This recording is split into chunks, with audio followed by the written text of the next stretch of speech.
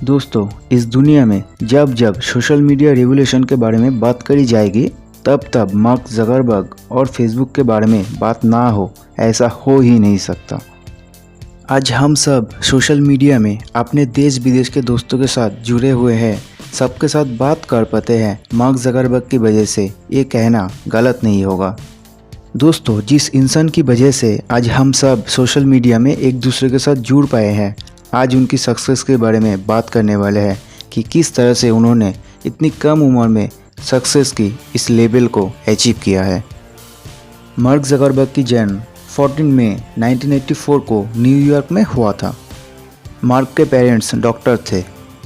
Mark बचपन से ही बहुत इंटेलिजेंट थी। प्राइमरी एजुकेशन के साथ साथ इन्होंने अपने पिता से कंप्यूटर की बेसिक प्रोग्रामिंग सीख ली।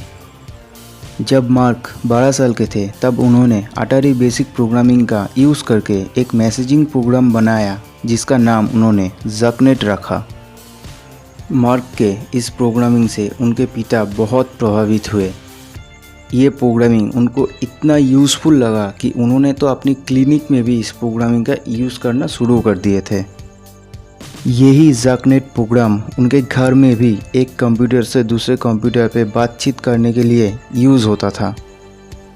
मार्क की उम्र बढ़ने के साथ साथ उनके कंप्यूटर के ऊपर इंटरेस्ट भी बढ़ने लगा और उनकी यही बात देखते हुए उनके पिता ने एक पर्सनल कंप्यूटर टीचर रख दिया। मार्क ने अपने हाई स्कूल में एक ऐसा intelligent music player synapse music player बनाया जिसमें MP3 फाइल्स के लिस्ट बन जाते थे और इसमें अपने आप यूज़र की एक्टिविटी से वही लिस्ट बनते थे जो यूज़र अभी सुनना चाहते हैं। इसके बाद मार्क की एडमिशन हार्वर्ड यूनिवर्सिटी में हुआ, जहां 2003 में उन्होंने अपने फ़ोटोग्राफ चेंज करने के लिए यूनिवर्सिटी के डेटाबेस को ही हैक कर लिया।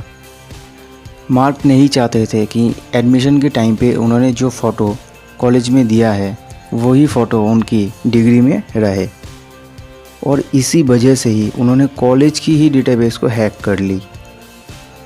और इस हैक किए हुए डेटाबेस में उनको कॉलेज की सारी स्टूडेंट की डेटाबेस मिल गई और उन्होंने इन फ़ोटोग्राफ का यूज़ एक वेबसाइट फेस मैश बनाने के लिए किया, जो डेटाबेस से 2 फीमेल फ़ोटोग्राफ शो करती थी और यूज़र को वोटिंग करने का ऑप्शन देता था।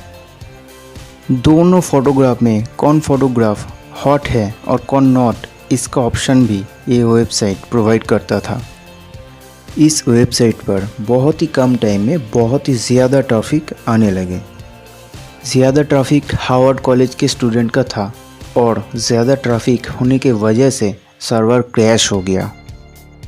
इस हादसे के बाद मार्क पर हैकिंग का इल्ज़ाम तो लगा, लेकिन मार्क ने पब्लिकली अपनी गलती को मान ली और इसके लिए माफ़ी भी मांगी, जिसके बाद कॉलेज उन्हें माफ़ तो किया और साथ ही साथ मार्क से प्रभावित भी हुए, क्योंकि एक 19 साल के लड़के ने इतने कम समय में हार्वर्ड यूनिवर्सिटी के डेटाबेस को हैक कर लिया।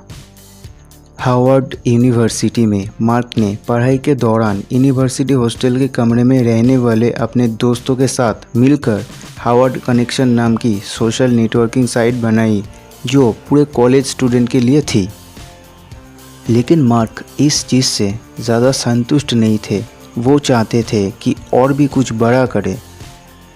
मार्क हार्वर्ड कनेक्शन पर काम तो कर रहे थे, लेकिन उन्होंने इसके साथ साथ भी सोचा कि अपने एक सोशल नेटवर्किंग वेबसाइट भी हो, और उन्होंने इस आइडिया के ऊपर काम करना शुरू कर दिया था।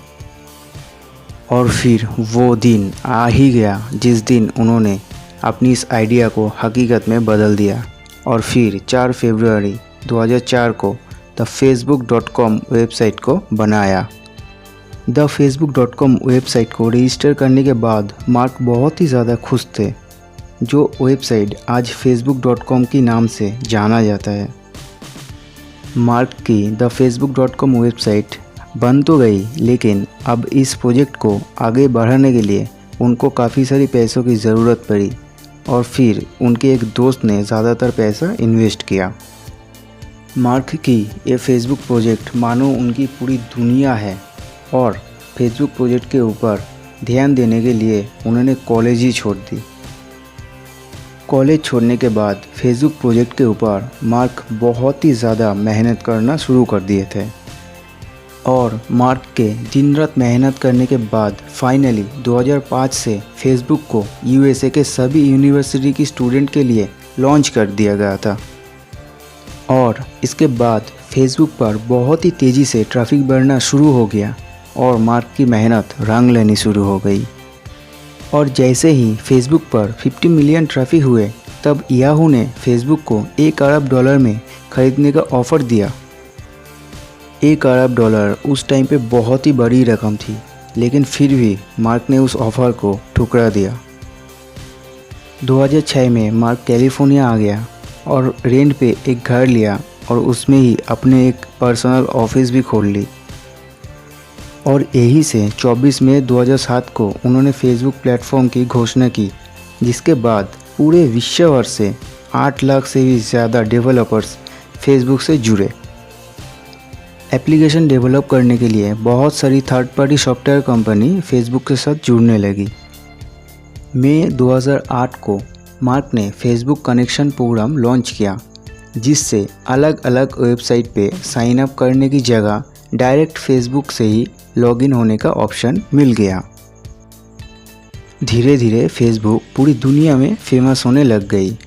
जैसे जैसे लोग फेसबुक को पसंद करने लगे वैसे वैसे ही फेसबुक के फीचर्स भी डेवलप होती गई।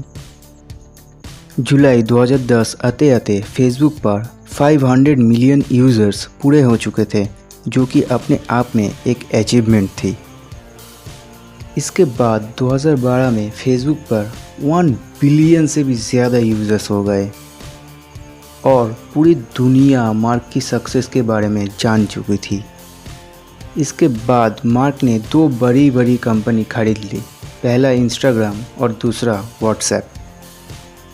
और फिर 23 साल की उम्र में मार्क टॉप 5 बिलियनियर में अपने नाम शामिल कर लिया।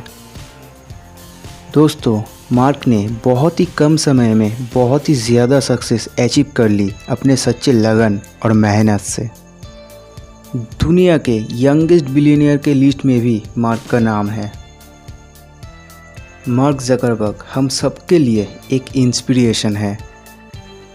दोस्तों, अगर आप इस वीडियो को अभी तक देख रहे हो, इसका मतलब यही है कि आपके अंदर एक लर्निंग एटीट्यूड है और आप कुछ अच्छा सीखना चाहते हो और अपनी ज़िंदगी में सक्सेसफुल होना चाहते हो।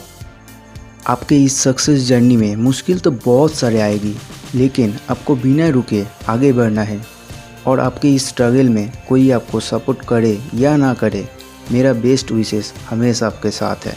Keep working, keep growing. Wish you all the very best.